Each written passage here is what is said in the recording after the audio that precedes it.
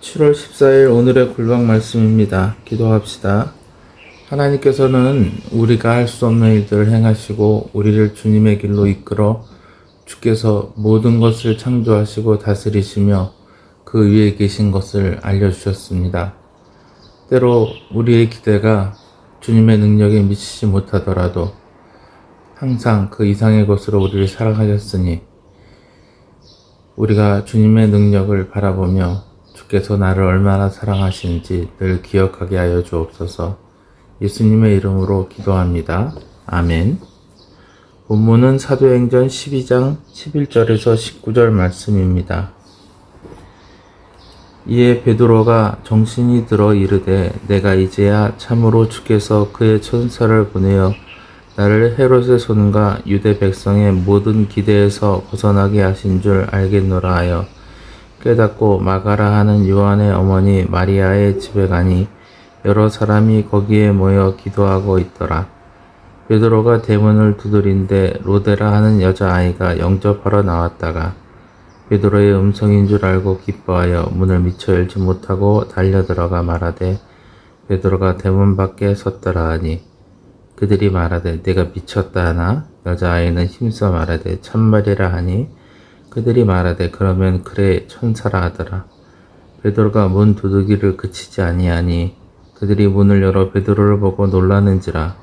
베드로가 그들에게 손짓하여 조용하게 하고 주께서 자기를 이끌어 옥에서 나오게 하던 일을 말하고 또 야고보와 형제들에게 이 말을 전하라 하고 떠나 다른 곳으로 가니라. 날이 새매 군인들은 베드로가 어떻게 되었는지 알지 못하고 적지 않게 소동하니 헤롯이 그를 찾아도 보지 못하매 파수꾼들을 신문하러 죽이라 명하니라.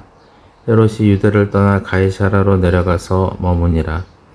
베드로는 천사의 손에 이끌려 감옥에서 탈출하였습니다. 겹겹이 에워싼 곳에서 죽음을 앞두고 있었던 그가 어떻게 잠들었는지 몰라도 그는 천사의 명령과 인도에 따라서 안전한 곳에 이르기까지도 그는 이 일이 환상이나 자신이 꿈을 꾸고 있는 일이라고 생각했었습니다.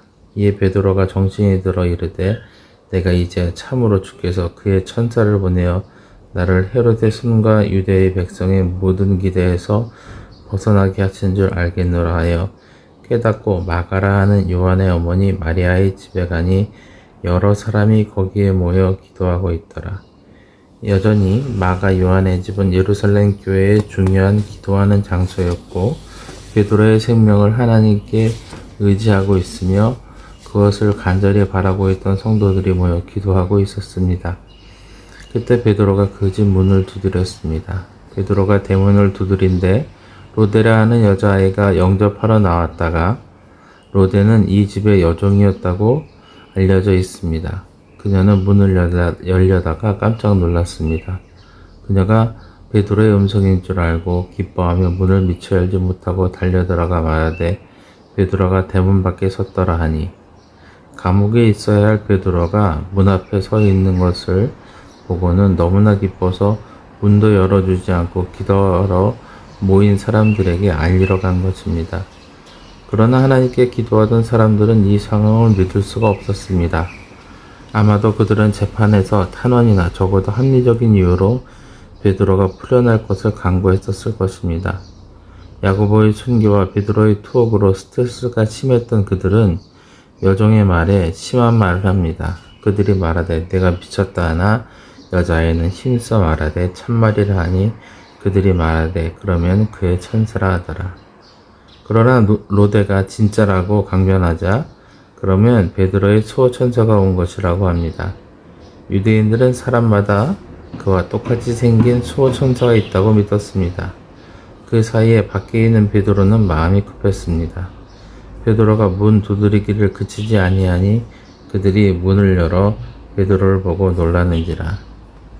그제야 문을 열어 베드로를 만난 사람들은 놀라고 말았습니다. 아마도 비명을 지르거나 환호성을 질렀나 봅니다.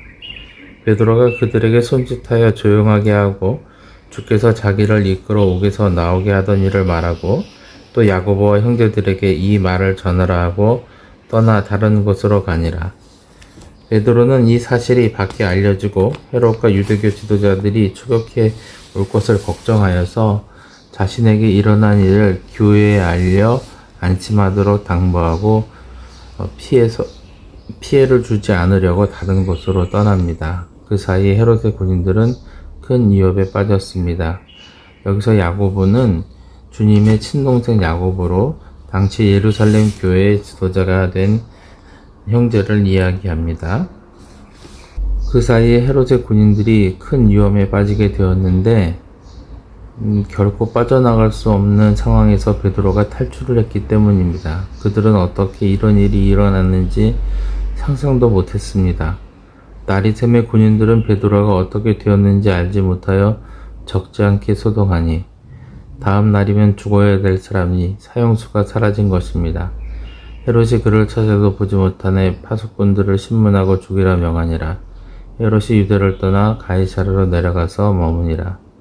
베드로를 찾아보았지만 어떻게 된 일인지 모르는 상황에 화가 난 헤롯은 임무에 실패한 군인들을 의심하여서 신문하고 그러니까 고문하여서 그들이 이 탈출에 가담하지 않았는지 확인한 후에 죽이라고 하였습니다.